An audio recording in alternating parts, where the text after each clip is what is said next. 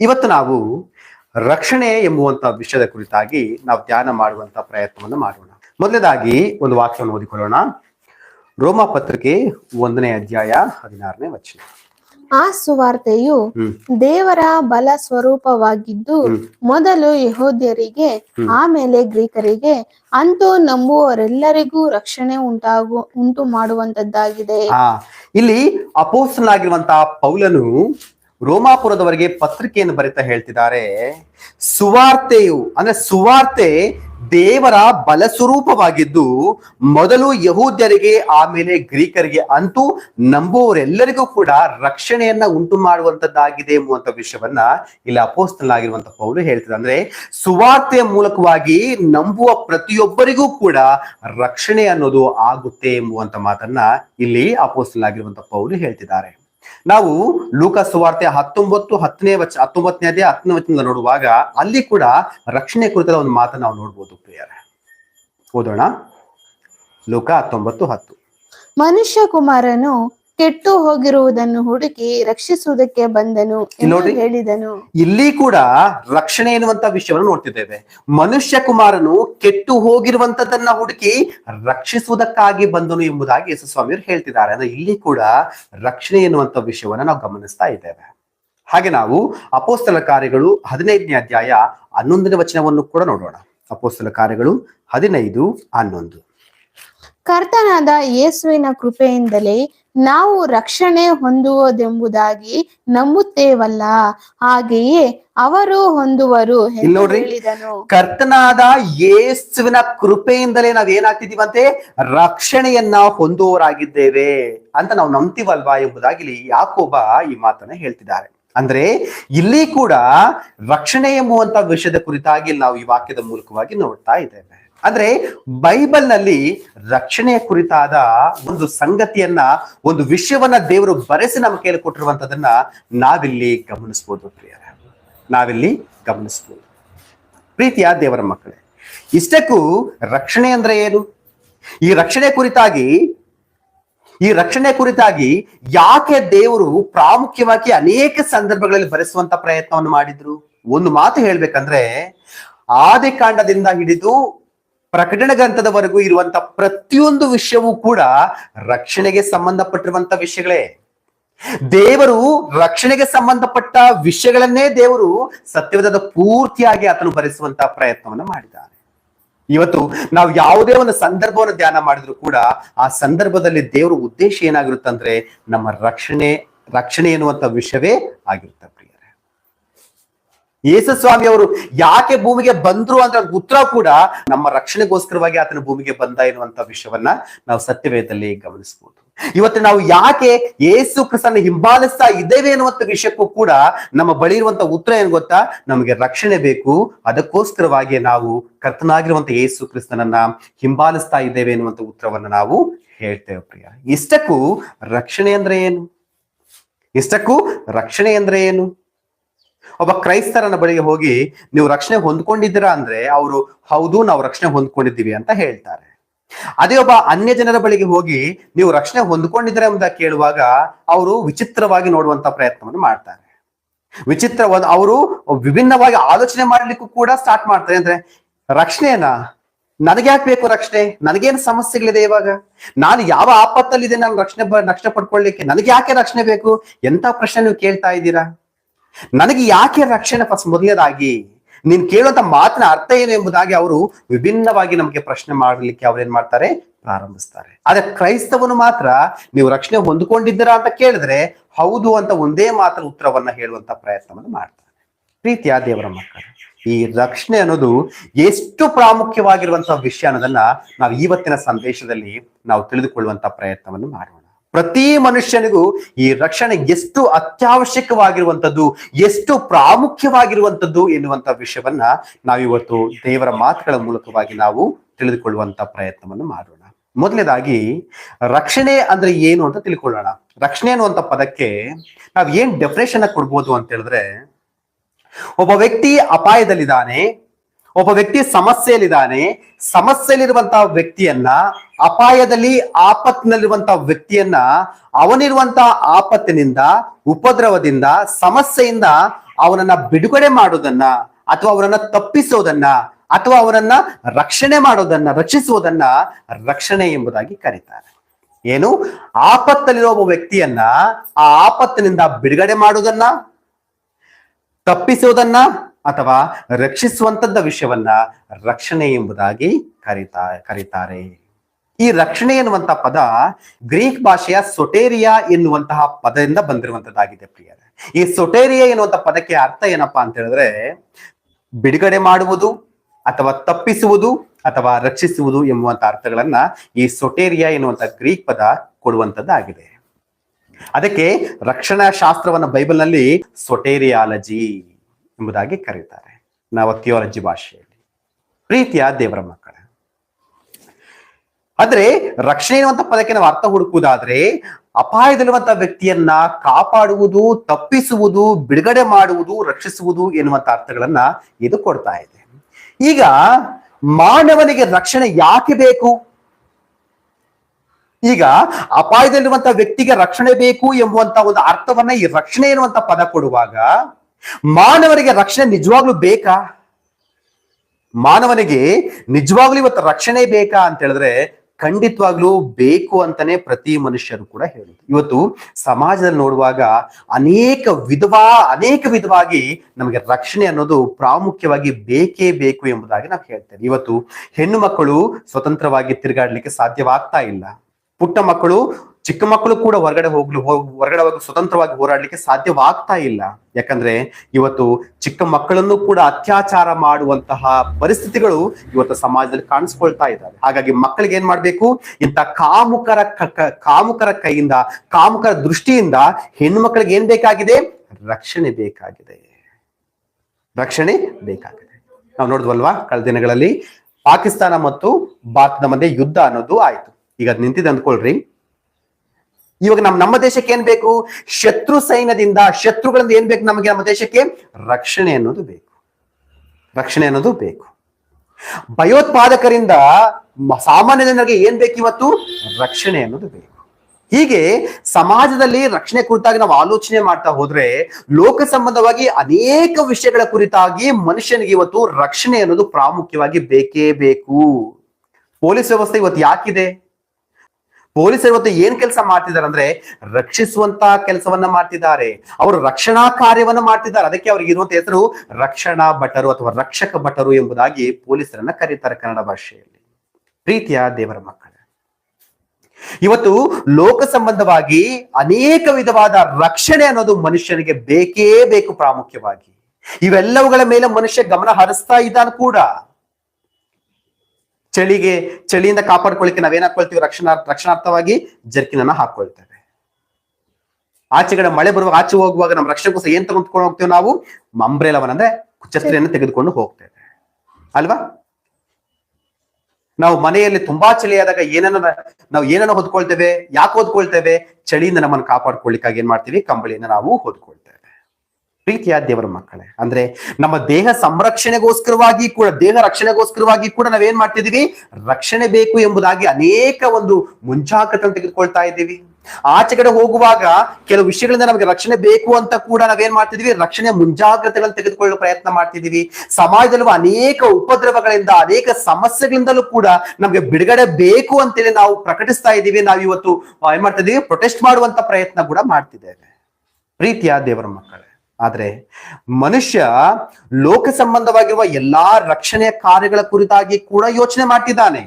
ಆದ್ರೆ ಪ್ರಾಮುಖ್ಯವಾಗಿ ಬೇಕಾಗಿರುವಂತ ಒಂದು ರಕ್ಷಣಾ ಕಾರ್ಯದ ಕುರಿತಾಗಿ ಮಾತ್ರ ಮನುಷ್ಯ ಯೋಚಿಸ್ತಾ ಇಲ್ಲ. ಮನುಷ್ಯ ಏನ್ ಮಾಡ್ತಿಲ್ಲ? ಯೋಚಿಸ್ತಾ ಇಲ್ಲ. ಇವತ್ತು ಮನುಷ್ಯನಿಗೆ ರಕ್ಷಣೆ ಬೇಕಾ ಅಂತ ಹೇಳುವಾಗ, ರಕ್ಷಣೆ ಬೇಕು, ಯಾವುದರಿಂದ ಬೇಕು ರಕ್ಷಣೆ ಎಂಬುದಾಗಿ ಹೇಳುವಾಗ ಇವೆಲ್ಲವನ್ನು ಹೇಳ್ಕೊಳ್ತಾ ಬರ್ತಾನೆ. ಏನು?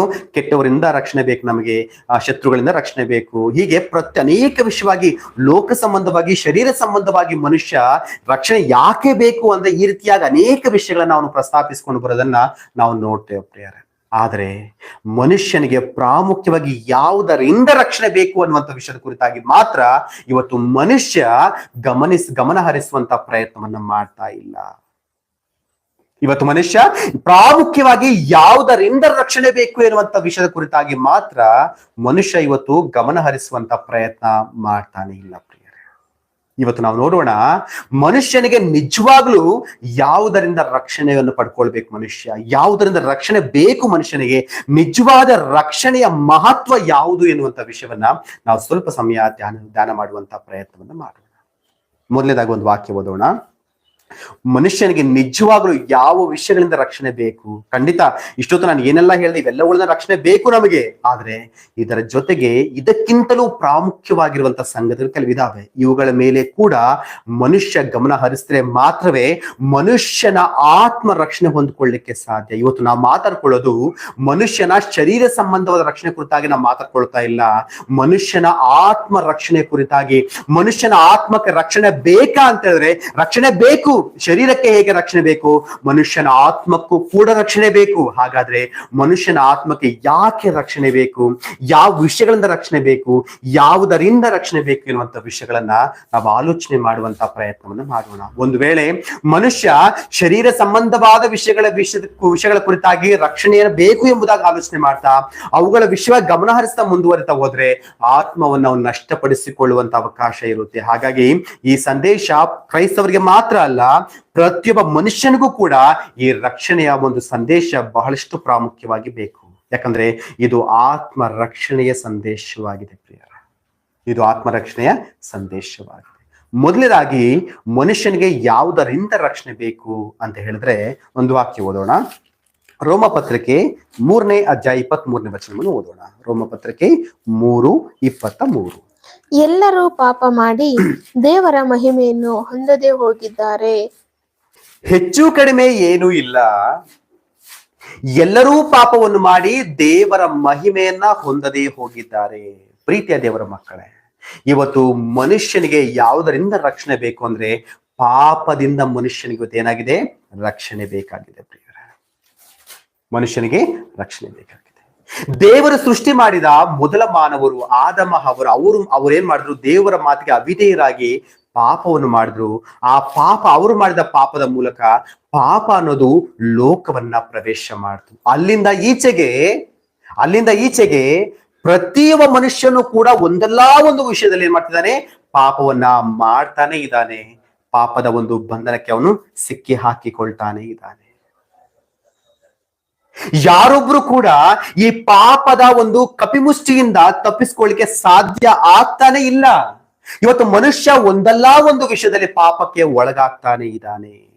ಇವತ್ತು ಅನೇಕರು ಹೇಳ್ತಾರೆ, ರೀ ಕ್ರೈಸ್ತರು ನೀವೇನ್ರಿ, ನೀವು ಎಲ್ಲರೂ ಕೂಡ ಪಾಪಿಗಳು ಅಂತ ಹೇಳ್ತೀರಾ, ನೀವು ಪಾಪಿಗಳು ಅಂತ ಹೇಳ್ಕೊಡ್ರಿ, ನಮ್ಮನ್ನ ಯಾಕೆ ನೀವು ಪಾಪಿಗಳು ಅಂತ ಹೇಳ್ತೀರಾ?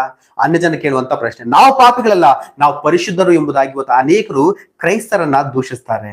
ಕ್ರೈಸ್ತರು ಹೋಗಿ ಇವತ್ತು ಪ್ರತಿ ಮನುಷ್ಯನು ಕೂಡ ಪಾಪ ಮಾಡ್ತಿದ್ದಾನೆ, ಹಾಗಾಗಿ ಪಾಪದಲ್ಲಿ ಮುಂದುವರೆದ್ರೆ ಅವನು ನಿತ್ಯ ನಾಶನಕ್ಕೆ ಹೊರಟು ಹೋಗ್ತಾನೆ, ನೀವು ಪಾಪವನ್ನು ಗ್ರಹಿಸಿ ಪಾಪ ವಿಮೋಚನೆ ಮಾಡ್ಕೊಳ್ಳುವಂತ ಪ್ರಯತ್ನ ಮಾಡಿ ಎಂಬುದಾಗಿ ಕ್ರೈಸ್ತರ ಸುವಾರ್ತೆ ಹೇಳುವಾಗ ಅನ್ಯರು ಹೇಳುವಂತ ವಿಷಯ, ರೀ ನನ್ನನ್ನು ಯಾಕೆ ನೀವು ಪಾಪಿ ಅಂತ ಹೇಳ್ತೀರಾ? ನಾನು ಪಾಪಿ ಅಲ್ಲ, ನಾವೆಲ್ಲರೂ ಪರಿಶುದ್ಧರು, ನೀವು ಕ್ರೈಸ್ತರು ಮಾತ್ರ ಪಾಪಿಗಳು, ನೀವು ಪಾಪ ಪರಿಹಾರ ಮಾಡ್ಕೊಡ್ರಿ, ನೀವು ನಮ್ಗೆ ಆ ಪಾಪ ಪರಿಹಾರ ಅವಶ್ಯಕತೆ ಇಲ್ಲ, ನಾವೇನಾಗಿದ್ದೀವಿ, ಪರಿಶುದ್ಧರಾಗಿದ್ದೀವಿ ಎಂಬುವಂತ ವಿಷಯವನ್ನ ಇವತ್ತು ಅನೇಕ ಅನ್ಯ ಜನರು ಇವತ್ತು ಹೇಳುವಂತಹ ಪ್ರಯತ್ನವನ್ನ ಮಾಡ್ತಾರೆ. ಆದ್ರೆ ಯಾರೆಲ್ಲ ಇವತ್ತು ನಾವು ಪರಿಶುದ್ಧರು, ನಾವು ಪಾಪ ಮಾಡ್ಲಿಲ್ಲ, ನಾವು ಪಾಪಿಗಳಲ್ಲ ಎಂಬುದಾಗಿ ಹೇಳ್ತಾ ಇದ್ದಾರೋ, ಪ್ರೀತಿಯ ದೇವರ ಮಕ್ಕಳೇ, ನಿಮಗೆ ನಾನು ಪ್ರಶ್ನೆಯನ್ನು ಮಾಡ್ತಿದ್ದೇನೆ, ಒಂದು ಸಾರಿ ಪರಿಶೀಲನೆ ಮಾಡ್ಕೊಳ್ರಿ. ನಿಮ್ಮ ಮನಸ್ಸಾಕ್ಷಿನ ಒಂದ್ಸರಿ ಕೇಳಿ ನೋಡ್ರಿ, ನೀವು ಯಾವ ಪಾಪವನ್ನು ಮಾಡ್ಲಿಲ್ಲ ಅಂತ. ಬೈಬಲ್ ಹೇಳುತ್ತೆ, ನಾನು ಪಾಪ ಮಾಡ್ಲಿಲ್ಲ ಅಂತ ಯಾರು ಹೇಳ್ತಾರೋ ಅವರು ಸುಳ್ಳುಗಾರರು ಎಂಬುದಾಗಿ ಬೈಬಲ್ ಹೇಳುತ್ತೆ. ಬೈಬಲ್ ವಿಷಯವನ್ನು ಪಕ್ಕದಲ್ಲಿಡ್ರಿ, ಆದ್ರೆ ನಮ್ಮ ಮನಸ್ಸಾಕ್ಷಿನೇ ಹೇಳ್ತದೆ ನೀನು ಸುಳ್ಳುಗಾರ, ನೀನು ಸುಳ್ಳು ಹೇಳ್ತಿದೀಯಾ ಅಂತ. ಯಾರು ನಾನು ಪರಿಶುದ್ಧನು, ನಾನು ಯಾವ ಪಾಪಗಳನ್ನು ಮಾಡ್ತಾ ಇಲ್ಲ, ನಾನು ಪಾಪಿ ಅಲ್ಲ, ನಾನು ಪರಿಶುದ್ಧ ಜೀವಿಸ್ತಾ ಇದ್ದೇನೆ ಅಂತ ಇವತ್ತು ಯಾರೆಲ್ಲ ಹೇಳ್ತಾ ಇದ್ದಾರೋ ಅವರೆಲ್ಲರಿಗೂ ವಿರುದ್ಧವಾಗಿ ಅವ್ರ ಮನಸ್ಸಾಕ್ಷಿ ಹೇಳ್ತದೆ, ಸುಳ್ಳುಗಾರ, ಸುಳ್ಳುಗಾರ್ತಿ, ನೀನು ಸುಳ್ಳನ್ನೇ ಹೇಳ್ತಿದೀಯಾ, ನಾನು ಪರಿಶುದ್ಧನು ಅಂತ ನೀನು ಯಾಕೆ ಸುಳ್ಳನ್ನೇ ಹೇಳ್ತಿದೀಯಾ, ನಾನು ಯಾವ ಪಾಪವನ್ನು ಮಾಡ್ಲಿಲ್ಲ ಅಂತ ನೀನು ಸುಳ್ಳು ಹೇಳ್ತಿದೀಯಾ, ಸುಳ್ಳುಗಾರ ಎಂಬುದಾಗಿ ನಮ್ಮ ಮನಸ್ಸಾಕ್ಷಿಯೇ ನಮ್ಗೆ ವಿರುದ್ಧವಾಗಿ ಸಾಕ್ಷಿಯನ್ನ ಹೇಳುತ್ತೆ. ಆಗ ಮನಸ್ಸಾಕ್ಷಿ ಹೇಳುತ್ತೆ, ನೋಡು ನೀನು ಅವತ್ತು ಅಲ್ಲಿ ಹೋಗ್ತಿದೆಯಲ್ಲ, ಬರುವಂತ ಹೆಣ್ಮಗಳನ್ನ ನೀನು ಯಾವ ದೃಷ್ಟಿಯಿಂದ ನೋಡ್ದೆ, ಪಾಪ ದೃಷ್ಟಿಯಿಂದ ನೀನು ನೋಡ್ಲಿಲ್ವಾ ಅಂತ ಮನಸ್ಸಾಕ್ಷಿ ಚುಚ್ಚುತ್ತೆ ನಮಗೆ. ನೋಡು ಅಲ್ಲಿ ಒಬ್ಬ ವ್ಯಕ್ತಿ ಹೋಗ್ತಿದ್ದ, ಆ ವ್ಯಕ್ತಿ ತನ್ನ ಮೊಬೈಲ್ ಅನ್ನ ಪಕ್ಕದಲ್ಲಿ ಇಟ್ಟಿದ್ದ, ನೀ ಏನ್ ಮಾಡ್ದೆ ಅವತ್ತು, ಕದ್ಕೊಂಡ್ ಬಂದೇ ಇಲ್ವಾ? ಬೇರೆಯವರ ವಸ್ತುಗಳನ್ನ ಬೇರೆಯವರ ವಸ್ತುಗಳನ್ನ, ಬೇರೆಯವರ ಸಂಬಂಧಪಟ್ಟದನ್ನ ನೀವೇನ್ ಕದ್ಕೊಳ್ಳಿಲ್ವಾ? ಕದ್ಕೊಂಡೆ. ಅದು ಪಾಪ ಅಲ್ವಾ? ಅದು ಪಾಪ ಅಲ್ವಾ? ಬೇರೆಯವರಿಗೆ ಮೋಸವನ್ನ ಮಾಡ್ತಿದೀಯಾ? ಅದು ಪಾಪ ಅಲ್ವಾ? ಬೇರೆಯವರನ್ನ ದುರ್ಭಾಷೆಯಿಂದ ಬೈತಾ ಇದೆಯಾ? ಅದು ಪಾಪ ಅಲ್ವಾ? ಪ್ರೀತಿಯ ದೇವರ ಮಕ್ಕಳು, ಹೀಗೆ ನಮ್ಮ ಮನಸ್ಸಾಕ್ಷಿ ನಾವು ಮಾಡುವ ಪ್ರತಿ ಕಾರ್ಯವನ್ನು ಕುರಿತು ಕೂಡ ನಮಗೆ ಪ್ರಶ್ನೆಯನ್ನ ಮಾಡುತ್ತೆ. ನೀನು ನಿಜವಾಗ್ಲೂ ಪಾಪವನ್ನು ಮಾಡ್ಲಿಲ್ವಾ? ಹಾಗಾದ್ರೆ ನೀನ್ ಮಾಡಿದ ಕೆಲಸ ಇದೇನು ಎಂಬುದಾಗಿ ನಮ್ಮನ್ನ ಪ್ರಶ್ನೆ ಮಾಡುವಾಗ ನಾವು ಉತ್ತರ ಹೇಳಲಿಕ್ಕೆ ಆಗ್ತದ? ಮೇಲಕ್ಕೆ ನಾವು ನಟಿಸ್ಬೋದು, ನಾವು ಪರಿಶುದ್ಧನು, ನಾನು ಯಾವ ಪಾಪವನ್ನು ಮಾಡದೆ, ನಾನು ಬಹಳ ಒಳ್ಳೆಯವನು ಎಂಬುದಾಗಿ ನಮ್ಮ ಮೇಲೆ ನಟಿಸ್ಬೋದೇನೋ. ನಮ್ಮ ಮನಸ್ಸಾಕ್ಷಿಯ ಮುಂದೆ ನಾವು ನಾಟಕ ಮಾಡಕ್ ಆಗೋದಿಲ್ಲ. ಪ್ರೀತಿಯ ದೇವರ ಮಕ್ಕಳೇ, ಇವತ್ತು ಮನುಷ್ಯನಿಗೆ ಪಾಪದಿಂದ ಬಿಡುಗಡೆ ಬೇಕಾಗಿದೆ. ಒಂದಲ್ಲ ಒಂದು ಸಮಯದಲ್ಲಿ ಮನುಷ್ಯ ಗೊತ್ತಿದ್ದು ಮಾಡ್ತಾನೋ ಗೊತ್ತಿಲ್ಲದೆ ಮಾಡ್ತಾನೋ, ಆದ್ರೆ ಪಾಪವನ್ನು ಮಾತ್ರ ಮನುಷ್ಯ ಮಾಡ್ತಾ ಇದ್ದಾನೆ. ಈ ಪಾಪದಿಂದ ಮನುಷ್ಯನಿಗೆ ರಕ್ಷಣೆ ಬೇಕಾಗಿದೆ ಪ್ರಿಯರೇ. ಈ ಪಾಪದಿಂದ ಮನುಷ್ಯನಿಗೆ ರಕ್ಷಣೆ ಬೇಕಾಗಿದೆ. ಯಾಕೆ ಪಾಪದ ರಕ್ಷಣೆ ಬೇಕಂದ್ರೆ, ದೇವರು ನಮ್ಮನ್ನ ಪಾಪಿಗಳಾಗಿ ಜೀವಿಸ್ಬೇಕು ಅಂತ ಈ ಭೂಮಿ ಕಳಿಸ್ಲಿಲ್ಲ. ನಾವು ಪರಿಶುದ್ಧರಾಗಿ ಜೀವಿಸ್ಬೇಕು ಅಂತ ಭೂಮಿಗೆ ಕಳಿಸಿದ್ರೆ ನಾವೇನ್ ಮಾಡ್ತಿದೀವಿ?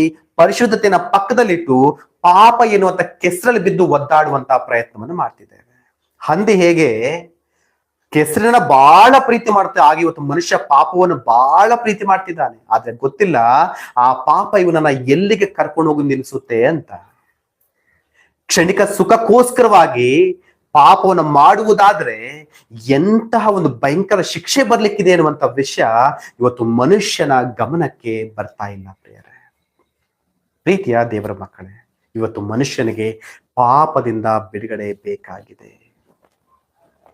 ಮನುಷ್ಯನಿಗೆ ಪಾಪದಿಂದ ರಕ್ಷಣೆ ಅನ್ನೋದು ಬೇಕಾಗಿದೆ.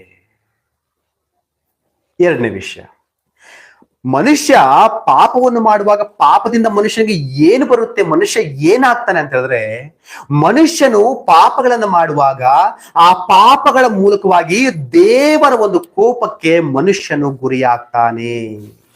ಅಂದ್ರೆ ದೇವರ ಕೋಪದಿಂದಲೂ ಮನುಷ್ಯನಿಗೆ ಏನ್ ಬೇಕು? ಇವತ್ತು ರಕ್ಷಣೆ ಬೇಕಾಗಿದೆ. ಅಂದ್ರೆ ದೇವರ ದೈವ ಕೋಪದಿಂದ, ದೇವರ ಉಗ್ರತೆಯಿಂದ ಮನುಷ್ಯನಿಗೆ ಏನ್ ಬೇಕಾಗಿದೆ? ರಕ್ಷಣೆ ಬೇಕಾಗಿದೆ ಪ್ರಿಯರೇ. ಯಾಕಂದ್ರೆ ಮನುಷ್ಯ ಪಾಪಗಳನ್ನು ಮಾಡ್ತಿದ್ದಾನೆ, ಪಾಪಗಳ ಮೂಲಕವಾಗಿ ದೇವರ ಕೋಪಕ್ಕೆ ಗುರಿ ಆಗ್ತಿದ್ದಾನೆ. ಆ ದೇವರ ಕೋಪಾಗ್ನಿ ಜ್ವಾಲೆಯಲ್ಲಿ ನಾಶವಾಗಿ ಹೋಗ್ಬಾರ್ದು ಅಂದ್ರೆ ಮನುಷ್ಯನಿಗೆ ಏನ್ ಬೇಕಾಗಿದೆ? ರಕ್ಷಣೆ ಎನ್ನುವುದು ಬೇಕಾಗಿದೆ. ನಾವು ವಾಕ್ಯವನ್ನು ನೋಡೋಣ. ಇದೇ ರೋಮ ಪತ್ರಿಕೆ 1ನೇ ಅಧ್ಯಾಯ 18ನೇ ವಚನವನ್ನು ನೋಡೋಣ. ದುಷ್ಟತ್ವವನ್ನು ನಡೆಸಿ ಸತ್ಯವನ್ನು ಅಣಗಿಸುವವರಾದ ಮನುಷ್ಯರ ಎಲ್ಲಾ ವಿಧವಾದ ಭಕ್ತಿಹೀನತೆಯ ಮೇಲೆಯೂ ದುಷ್ಟತನದ ಮೇಲೆಯೂ ದೇವರ ಕೋಪವು ಪರಲೋಕದಿಂದ ತೋರಿ ಬರುತ್ತದೆ.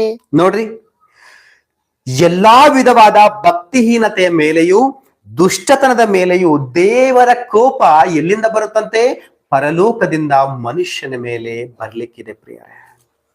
ಇವತ್ತು ಮನುಷ್ಯ ಮಾಡುವ ಎಲ್ಲಾ ದುಷ್ಟತನದ ಕಾರ್ಯಗಳ ಮೇಲೆ ದೇವರ ಕೋಪ ನಿಲುಬರ್ಲಿಕ್ಕಿದೆ. ಅಂದ್ರೆ ಒಂದು ಮಾತ್ರ ಹೇಳುವುದಾದ್ರೆ, ಮನುಷ್ಯ ಮಾಡುವ ಪ್ರತಿಯೊಂದು ಪಾಪದ ವಿಷಯದಲ್ಲೂ ಕೂಡ ಅವನು ದೇವರ ಕೋಪಕ್ಕೆ ಗುರಿಯಾಗ್ತಾ ಇದ್ದಾನೆ. ದೇವರ ಕೋಪ ಅನ್ನೋದು ಮನುಷ್ಯನ ಮೇಲೆ ಇಳಿದು ಬರ್ತಾ ಇದೆ. ಹಾಗಾಗಿ ಮನುಷ್ಯನಿಗೆ ಇವತ್ತು ಏನ್ ಬೇಕು ಅಂದ್ರೆ, ದೇವರ ಕೋಪಾಗ್ನಿ ಜ್ವಾಲೆಯಿಂದ ಅವನಿಗೆ ಏನ್ ಬೇಕು? ರಕ್ಷಣೆ ಅನ್ನೋದು ಬೇಕಾಗಿದೆ.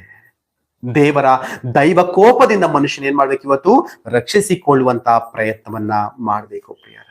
ಇವತ್ತು ದೇವರ ಭಯ ಇಲ್ಲದ ಮನುಷ್ಯ ಎಂತೆಂತ ಕೆಲಸಗಳನ್ನ ಮಾಡ್ತಿದ್ದ ನೋಡ್ರಿ ಇವತ್ತು, ಅಲ್ವಾ?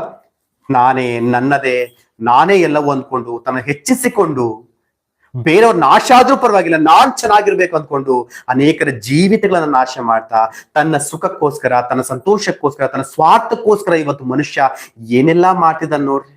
ಒಂದ್ ಕಡೆ ಪ್ರಕೃತಿಯನ್ನ ಹಾಳು ಮಾಡ್ತಿದ್ದಾನೆ, ಒಂದ್ ಕಡೆ ಸಾಮಾನ್ಯ ಜನರನ್ನ ಅವನು ಹಿಂಸಿಸುವಂತ ಪ್ರಯತ್ನವನ್ನ ಮಾಡ್ತಿದ್ದಾನೆ. ನಾನ್ ಚೆನ್ನಾಗಿರ್ಬೇಕು, ನನ್ನ ಕುಟುಂಬ ಚೆನ್ನಾಗಿರ್ಬೇಕು, ಯಾರು ಹೇಗಾದ್ರೂ ಹಾಳಾಗಿ ಹೋಗ್ಲಿ ಅಂತ ಸ್ವಾರ್ಥ ಬುದ್ಧಿಯಿಂದ ಮನುಷ್ಯ ಇವತ್ತು ಎಂತೆಂತ ಪಾಪದ ಕಾರ್ಯಗಳಿಗೆ ಮನುಷ್ಯ ಗುರಿ ಆಗ್ತಾ ಇದ್ದಾನೆ. ಮೊನ್ನೆ ನ್ಯೂಸ್ ಅಲ್ಲಿ ನೋಡ್ತಾ ಇದ್ವಿ, 14 ವರ್ಷದ ಹೆಣ್ಮಗಳಂತೆ. ಆ ಮಗಳಿಗೆ ಮಾತಾಡ್ಲಿಕ್ಕೂ ಬರಲ್ಲ, ಕಿವಿ ಕೂಡ ಕೇಳಿಸಲ್ಲ. ಅಂತ ಹೆಣ್ಮಗಳನ್ನ, ಚಿಕ್ಕ ಮಗುವನ್ನ ಅತ್ಯಾಚಾರ ಮಾಡಿ ಸಾಯಿಸಾಕಿದಾರಲ್ಲ, ಅತ್ಯಾಚಾರ ಮಾಡಿ ಕೊಲೆ ಮಾಡಿರುವಂತ ಘಟನೆಯನ್ನ ನೋಡ್ತಾ ಇದ್ದೀವಿ. ಎಂತ ಒಂದು ಅಮಾನವೀಯ ಕೃತ್ಯ ಅಲ್ಲ ಪಾಪ.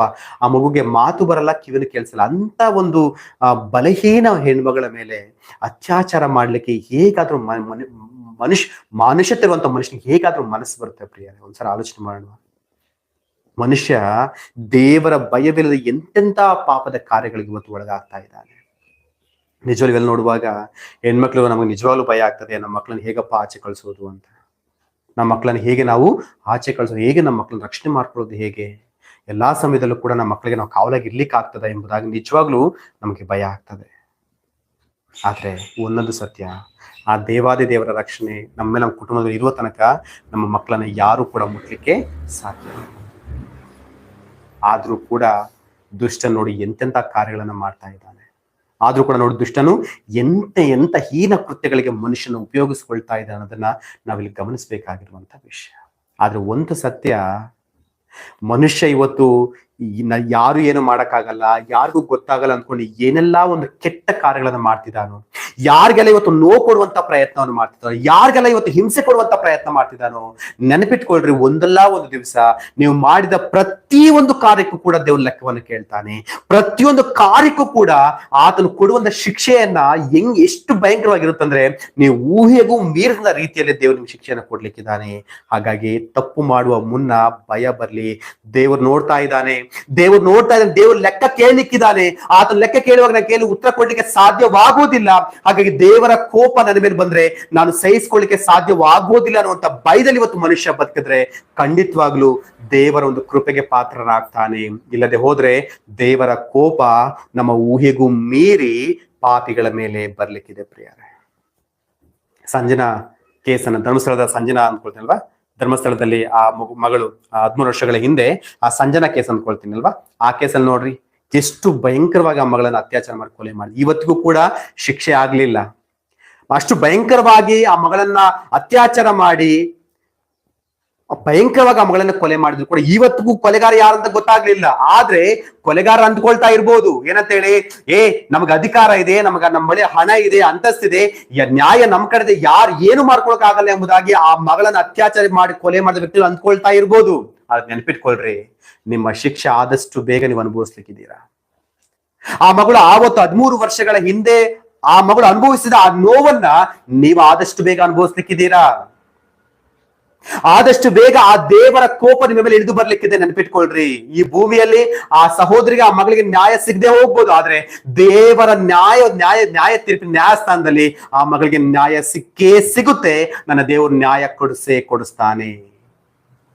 ಇವತ್ತು ಅಧಿಕಾರದಿಂದ, ಹಣದಿಂದ ತಪ್ಪಿಸ್ಕೊಳ್ಳೋ ಪ್ರಯತ್ನ ಮಾಡ್ಬೋದು, ಆದ್ರೆ ದೇವರ ಒಂದು ದಂಡದಿಂದ, ದೇವರ ಕೈಯಿಂದ ಯಾವ ಪಾಪಿಯೂ ಕೂಡ ತಪ್ಪಿಸ್ಕೊಳ್ಳಿಕ್ಕೆ ಸಾಧ್ಯವಾಗುವುದಿಲ್ಲ. ಪ್ರೀತಿಯ ದೇವರ ಮಕ್ಕಳ, ಇವತ್ತು ಮನುಷ್ಯನಿಗೆ ದೈವ ಕೋಪದಿಂದ, ದೇವರ ಉಗ್ರತೆಯಿಂದ ರಕ್ಷಣೆ ಅನ್ನೋದು ಬೇಕಾಗಿದೆ. ಪ್ರೀತಿಯ ದೇವರ ಮಕ್ಕಳೇ, ಮೊದಲನೇದಾಗಿ ಮನುಷ್ಯನಿಗೆ ಪಾಪದಿಂದ ರಕ್ಷಣೆ ಬೇಕು. ಎರಡನೇದಾಗಿ ಪಾಪದಿಂದ ಮನುಷ್ಯನು ಹೊತ್ತುಕೊಳ್ಳುವ ದೈವ ಕೋಪದಿಂದ ಮನುಷ್ಯನಿಗೆ ಏನ್ ಬೇಕು? ರಕ್ಷಣೆ ಅನ್ನೋದು ಬೇಕು. ಮೂರನೇ ವಿಷಯ ನೋಡುವಾಗ, ಆದಮ ಅವಳ ಮೂಲಕವಾಗಿ ಸೈತಾನ್ ಏನ್ ಮಾಡ್ದ? ಅವ್ರನ್ನ ವಂಚಿಸಿ ಅವರು ಪಾಪ ಮಾಡುವ ಹಾಗೆ ಮಾಡ್ದ. ಇವತ್ತಿಗೂ ಕೂಡ ಅನೇಕ ಜನರು ಸೈತಾನನ ಊರ್ಲಿನಲ್ಲಿ ಸಿಕ್ಕಿ ಹಾಕಿಕೊಂಡು ಒದ್ದಾಡುವಂಥದ್ದು ನೋಡ್ತೇವೆ ನಾವು. ಅವನು ಮನುಷ್ಯನ ಯಾವ್ದ್ರ ಸಿಕ್ಕಾಕ್ಸಿದಾನೆ? ಸೈತಾನು ಉರುಳಿನಲ್ಲಿ ಸಿಕ್ಕಾಕಿಸುವಂತ ಪ್ರಯತ್ನವನ್ನು ಮಾಡ್ತಿದ್ದಾನೆ. ಅಂದ್ರೆ ಅರ್ಥ ಏನು? ನೇಣು ಕಂಬದಲ್ಲಿ ಮನುಷ್ಯನ ಸಿಕ್ಕಾಕಿಸುವಂತ ಪ್ರಯತ್ನವನ್ನು ಮಾಡ್ತಿದ್ದಾರೆ. ಒಂದು ವಾಕ್ಯವನ್ನು ಓದೋಣ. 2 ತಿಮೋಥಿ 2:26. ಸೈತಾನನ ಉರ್ಲಿಗೆ ಬಿದ್ದವರಾದ ಇವರು ಒಂದು ವೇಳೆ ತಪ್ಪಿಸಿಕೊಂಡು ದೇವರ ಚಿತ್ತವನ್ನು ಅನುಸರಿಸುವುದಕ್ಕೆ ಸ್ವಸ್ಥ ಚಿತ್ತರಾದರು. ಅಂದ್ರೆ ಇವತ್ತು ಯಾರೆಲ್ಲ ಪಾಪಗಳನ್ನ ಮಾಡ್ತಾ ಇದ್ದಾರೋ, ಯಾರೆಲ್ಲ ಇವತ್ತು ದೇವರ ಕೋಪಕ್ಕೆ ಒಳಗಾಗಿದ್ರು, ಇವರೆಲ್ಲರೂ ಕೂಡ ಯಾವ್ದ್ರಲ್ಲಿ ಸಿಕ್ಕಿ ಹಾಕೊಂಡಿದ್ದಾರಂತೆ? ಸೈತಾನನ ಉರುಳಿನಲ್ಲಿ ಇವತ್ತು ಪ್ರತಿಯೊಬ್ಬ ಮನುಷ್ಯನು ಕೂಡ ಸಿಕ್ಕಿ ಹಾಕಿಕೊಂಡಿದ್ದಾನೆ. ಅಂದ್ರೆ ಉರುಳಿನಲ್ಲಿ ಸಿಕ್ಕಿ ಹಾಕೊಂಡ್ರೆ ಏನಾಗುತ್ತೆ ಹೇಳ್ರಿ? ಕತ್ಗೆ ಆ ನೇಣು ಬಿಟ್ಟ ಮೇಲೆ ಅಂತ ಮನುಷ್ಯ ಸತ್ತು ಹೋಗ್ತಾನೆ. ಅಂದ್ರೆ ಇವತ್ತು ಸೈತಾನನು ಯಾವ ರೀತಿ ಮನುಷ್ಯನ ಪ್ರೇರೇಪಿಸ್ತಾ ಇದ್ದಾನೆ ಗೊತ್ತಾ? ಮನುಷ್ಯನು ಪಾಪವನ್ನು ಮಾಡ್ಬೇಕು, ಪಾಪವನ್ನು ಮಾಡ್ತಾ ನಮ್ಮ ಸೃಷ್ಟಿಕರ್ತನಾಗಿರುವ ದೇವರಿಗೆ ನಾವು ದೂರವಾಗಬೇಕು, ನಮ್ಮ ಕುತ್ತಿಗೆಗೆ ನೇಣಗಂಬ ಬರ್ಬೇಕು ಅಂತ ಅವನೇನ್ ಮಾಡ್ತಿದ್ದಾನೆ? ಪ್ರತಿಯೊಬ್ಬರನ್ನು ಕೂಡ ತನ್ನ ಉರಿನಲ್ಲಿ ಸಿಕ್ಕಿ ಹಾಕಿಸುವಂತ ಪ್ರಯತ್ನ ಮಾಡಿ ಮನುಷ್ಯನನ್ನ ದೇವರಿಂದ ದೂರ ಮಾಡಿ ಅವನು ನಾನು ಜಯಶಾಲಿ ಆಗಿದ್ರೆ ಎಂಬುದಾಗಿ ಅಂದ್ಕೊಳ್ತಾ ಮನುಷ್ಯರನ್ನ ನಿತ್ಯ ನಾಶನಕ್ಕೆ ಕರೆದುಕೊಂಡು ಹೋಗುವಂತ ಪ್ರಯತ್ನವನ್ನು ಮಾಡ್ತಿದ್ದಾನೆ. ಅವನು ನಿತ್ಯ ನಾಶನಕ್ಕೆ ಹೋಗ್ತಾ ಇದ್ದಾನೆ, ಹಾಗೆ ದೇವರ ಮಕ್ಕಳಾಗಿರುವಂತಹ ನಮ್ಮನ್ನೂ ಕೂಡ ಅನೇಕ ಮನುಷ್ಯರನ್ನು ಕೂಡ ಅವನು ತನ್ನ ಉರಿನಲ್ಲಿ ಸಿಕ್ಕಿ ಹಾಕಿಸಿ ಪಾಪವನ್ನು ಮಾಡುವ ಹಾಗೆ ಮಾಡಿ ಅನೇಕರನ್ನ ನಿತ್ಯ ನಾಶನಕ್ಕೆ ತೆಗೆದುಕೊಂಡು ಹೋಗ್ತಾ ಇದ್ದಾನೆ. ಇಲ್ಲಿ ಒಂದು ಪ್ರಶ್ನೆ ಕೇಳ್ಬೋದು, ಬ್ರದರ್, ನಾವು ದೇವ್ರ ವಿರುದ್ಧವಾಗಿ ಪಾಪ ಮಾಡುವ ಹಾಗೆ ಪ್ರಯತ್ನ ಮಾಡೋದು ಅವನೇ ಅಲ್ವಾ? ನಮ್ಮನ್ನ ಊರಿನಲ್ಲಿ ಸಿಕ್ಕಿ ಹಾಕಿಸಿರೋದು ಕೂಡ ಅವನೇ ಅಲ್ವಾ? ಹಾಗಿರುವಾಗ ಶಿಕ್ಷೆ ಅವನಿಗೆ ಕೊಡ್ಬೇಕು ಅಂದ್ರೆ ದೇವ್ರು ನಮ್ಗೆ ಯಾಕೆ ಶಿಕ್ಷೆ ಕೊಡ್ತಾರೆ ಎಂಬುದಾಗಿ ಪ್ರಶ್ನೆ ಕೇಳ್ಬೋದು.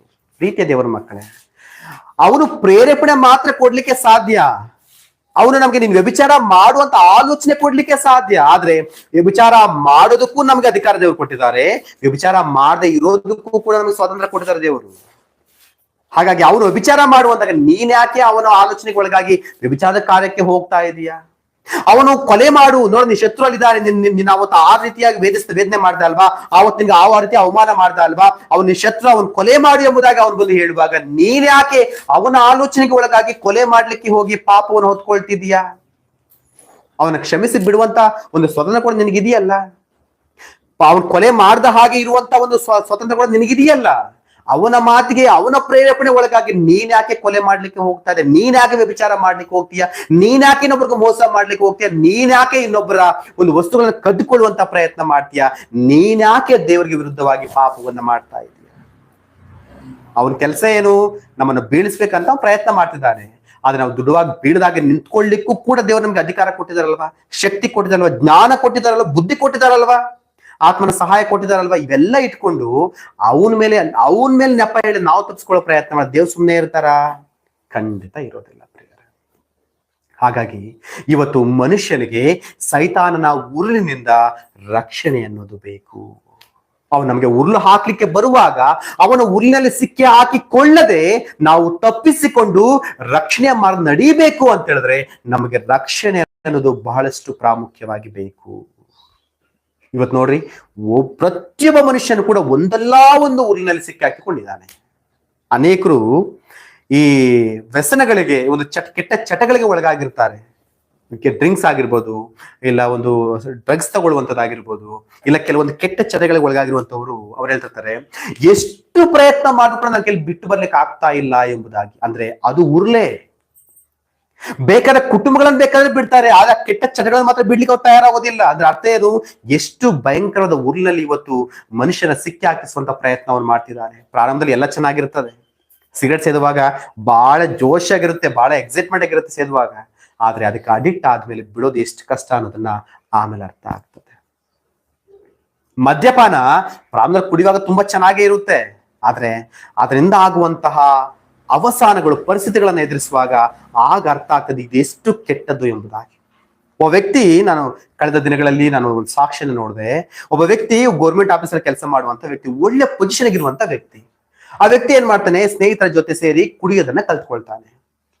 ಎಷ್ಟು ಮಟ್ಟಿಗೆ ಆತನು ಕುಡಿತಕ್ಕೆ ಅಡಿಕ್ಟ್ ಆಗ್ತಾನೆ ಅಂತ ಹೇಳಿದ್ರೆ, ಮುಂಚಾನೆ ಆಫೀಸ್ಗೂ ಕೂಡ ಕುಡಿದುಕೊಂಡು ಬರುವಷ್ಟು ಮಟ್ಟಿಗೆ ಅವ್ನು ಅಡಿಕ್ಟ್ ಆಗಿ ಹೋಗ್ತಾನೆ. ಹೆಂಡತಿ ಮಕ್ಳು ಹೇಳ್ತಾರೆ, ರೀ ಬೇಡ ರೀ, ನಿನ್ಗೆ ಒಳ್ಳೆ ಕೆಲಸ ಇದೆ, ಒಳ್ಳೆ ಪೊಸಿಷನ್ ಇದೆ, ಒಳ್ಳೆ ವ್ಯಾಲ್ಯೂ ಇದೆ, ಯಾಕೆ ನೀನು ಕುಡ್ಕೊಂಡು ಆಫೀಸ್ಗೆ ಹೋಗ್ತೀಯ? ಬೇಡ, ನಿನ್ಗೆ ಬೇಕಾದ್ರೆ ಸ್ವಲ್ಪ ಕುಡಿದ್ರೆ ಇಷ್ಟೊಂದು ಮಟ್ಟಿಗೆ ಬೇಡ ಎಂಬುದಾಗಿ ಹೇಳ್ತಾರೆ, ಕೇಳೋದಿಲ್ಲ. ಮಕ್ಳು ಹೇಳ್ತಾರೆ, ಕೇಳೋದಿಲ್ಲ.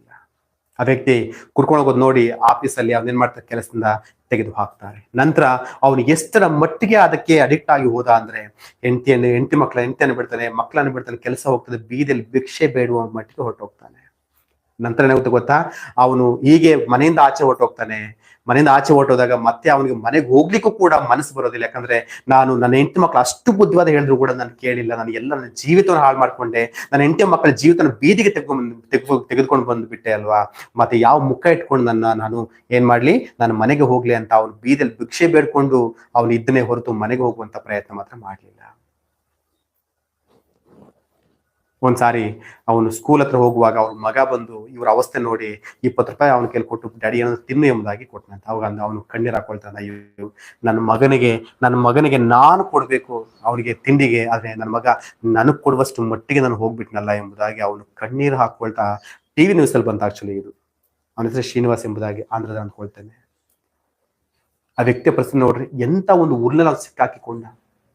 ಅದಕ್ಕೆ ಕೆಟ್ಟ ಚಟಗಳಿಗೆ ಹೋಗುವ ಮುನ್ನ ಯೋಚನೆ ಮಾಡಬೇಕು, ಅದು ಮುಂದೆ ಎಷ್ಟು ದೊಡ್ಡ ಉರುಳಾಗಿ ನನ್ನ ಕುತ್ತಿಗೆಗೆ ಸುತ್ತಕೊಳ್ಳಿಕ್ಕಿದೆ ಎಂಬುವಂತ ವಿಷಯವನ್ನ ಯೋಚನೆ ಮಾಡಿ ನಾವು ಅದರಲ್ಲಿ ಕಾಲಿಡುವಂತ ಪ್ರಯತ್ನವನ್ನು ಮಾಡ್ಬೇಕು. ಅದಕ್ಕಿಂತ ಹೆಚ್ಚಾಗಿ ನಾವು ಆ ಕೆಟ್ಟ ಚಟಗಳಿಗೆ ಹೋಗೋ ಪ್ರಯತ್ನ ಮಾಡೋದೇ ಬೇಡ, ಕೆಟ್ಟವರ ಸಹವಾಸ ಮಾಡೋದೇ ಬೇಡ, ಇಂತಹ ಕೆಟ್ಟ ಚಟಗಳಿಗೆ ನಮ್ಮನ್ನು ಒಳಪಡಿಸುವಂತ ಸಹವಾಸವನ್ನ ನಾವು ಮಾಡೋದೇ ಬೇಡ.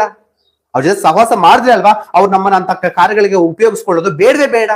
ಪ್ರೀತಿಯ ದೇವರ ಮಕ್ಕಳೇ, ಇವತ್ತು ಮನುಷ್ಯನನ್ನ ಒಂದಲ್ಲ ಒಂದು ಊರಿನಲ್ಲಿ ಸೈತಾನ ಸಿಕ್ಕಿಸುವಂತ ಪ್ರಯತ್ನವನ್ನು ಮಾಡ್ತಿದ್ದಾರೆ. ಆದ್ರೆ ದೇವರ ಮಕ್ಕಳಾಗಿರುವ ನಾವುಗಳು ಅವನ ಸೈತಾನ ಊರ್ಲಿನಿಂದ ತಪ್ಪಿಸಿಕೊಳ್ಳಿಕ್ಕೆ ನಮ್ಗೇನ್ ಬೇಕು? ಇವತ್ತು ರಕ್ಷಣೆ ಅನ್ನೋದು ಬೇಕಾಗಿದೆ. ಪ್ರೀತಿಯ ದೇವರ ಮಕ್ಕಳೇ, ಮೊದಲನೇದಾಗಿ ಮನುಷ್ಯನಿಗೆ ಪಾಪದಿಂದ ರಕ್ಷಣೆ ಬೇಕು. ಹಾಗೆ ಎರಡನೇದಾಗಿ ಪಾಪದಿಂದ ಮನುಷ್ಯನ ಮೇಲೆ ಬರುವ ದೇವರ ಕೋಪದಿಂದ, ದೈವ ಕೋಪದಿಂದ, ದೇವರ ಉಗ್ರತೆಯಿಂದ, ನಿತ್ಯ ನಾಶದಿಂದ ಮನುಷ್ಯನಿಗೆ ಏನ್ ಬೇಕು? ರಕ್ಷಣೆ ಬೇಕು. ಮೂರನೇದಾಗಿ ಸೈತಾನನ ಉರುಳಿನಿಂದ ಮನುಷ್ಯನಿಗೆ ಇವತ್ತೇನ್ ಬೇಕು? ರಕ್ಷಣೆ ಅನ್ನೋದು ಬೇಕು. ನಾಲ್ಕನೇದಾಗಿ ನೋಡುವಾಗ ಆತ್ಮಿಕವಾದ ಮರಣದಿಂದ ಮನುಷ್ಯನಿಗೆ ಏನ್ ಬೇಕು? ರಕ್ಷಣೆ ಅನ್ನೋದು ಬೇಕು. ಅಂದ್ರೆ ಮನುಷ್ಯನಿಗೆ ಎರಡನೆಯ ಮರಣದಿಂದ ಏನ್ ಬೇಕು? ರಕ್ಷಣೆ ಅನ್ನೋದು ಬೇಕು. ಒಂದು ವಾಕ್ಯ ಓದೋಣ, ರೋಮ ಪತ್ರಿಕೆ 6:23. ಯಾಕೆಂದರೆ ಪಾಪವು ಕೊಡುವ ಸಂಬಳ ಮರಣ. ನೋಡ್ರಿ, ನಾವು ಯಾವಾಗ ಪಾಪವನ್ನು ಮಾಡ್ತಾ ಇದ್ದೀವೋ, ಪಾಪಗಳ ಮೂಲಕವಾಗಿ ಯಾವಾಗ ದೇವರ ಕೋಪಕ್ಕೆ ನಾವು ಗುರಿ ಆಗ್ತಾ ಇದ್ದಾವೋ, ನಮ್ಗೆ ಏನು ಬರ್ತಾ ಇದೆ? ನಾವು ಎರಡನೇ ಮರಣಕ್ಕೆ ಗುರಿ ಆಗ್ತಿದ್ದೇವೆ. ಅಂದ್ರೆ ಆತ್ಮಿಕವಾದ ಮರಣಕ್ಕೆ ಗುರಿ ಆಗ್ತಾ ಇದ್ದೇವೆ. ಅಂದ್ರೆ ನಮ್ಮ ಆತ್ಮ ನಿತ್ಯ ನಾಶನಕ್ಕೆ ಗುರಿ ಆಗ್ತಿದೆ, ಮರಣಕ್ಕೆ ಗುರಿ ಆಗ್ತಾ ಇದೆ. ಪ್ರೀತಿಯ ದೇವರ ಮಕ್ಕಳೇ, ಈ ಭೂಮಿಯಲ್ಲಿ ಪ್ರತಿಯೊಬ್ಬ ಮನುಷ್ಯನು ಕೂಡ 2 ಮರಣಗಳನ್ನ ಅನುಭವಿಸ್ತಾನೆ.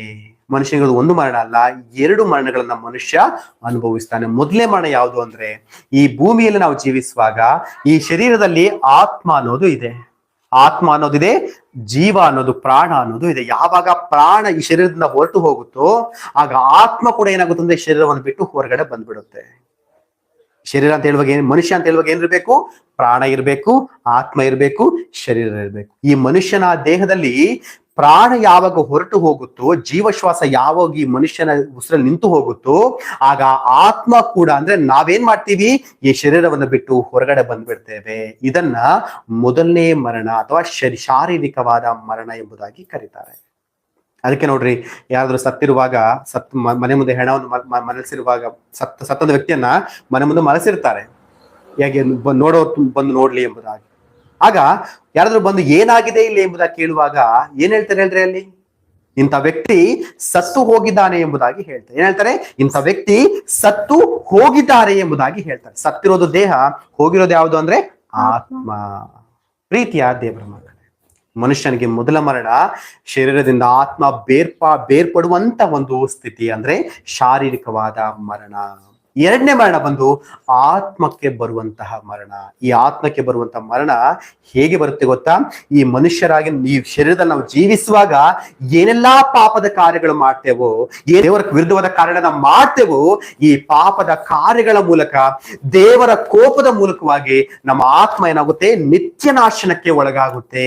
ಆ ನಿತ್ಯ ನಾಶನಕ್ಕೆ ಒಳಗಾಗುವಂತಹ ಸ್ಥಿತಿಯನ್ನೇ ಆತ್ಮಿಕವಾದ ಮರಣ ಎಂಬುದಾಗಿ ಕರೀತಾರೆ, ಅಥವಾ ಎರಡನೆಯ ಮರಣ ಎಂಬುದಾಗಿ ನಾವು ಬೈಬಲ್ ಪರಿಭಾಷೆಯಲ್ಲಿ ನಾವು ಕರಿತೇವೆ. ಅದಕ್ಕೆ ಇಲ್ಲಿ ವಾಕ್ಯ ಹೇಳ್ತಿದೆ 6:23, ಪಾಪವು ಕೊಡುವ ಸಂಬಳ ಮರಣ.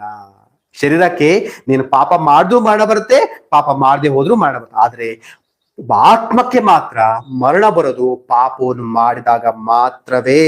ನೀನು ಪಾಪ ಮಾಡದೆ ಜೀವಿಸುವುದಾದ್ರೆ ಆತ್ಮಕ್ಕೆ ನಿತ್ಯ ನಾಶನ ಎನ್ನುವಂತಹ ಮರಣ ಬರ್ಲಿಕ್ಕೆ ಸಾಧ್ಯವಾಗುವುದಿಲ್ಲ.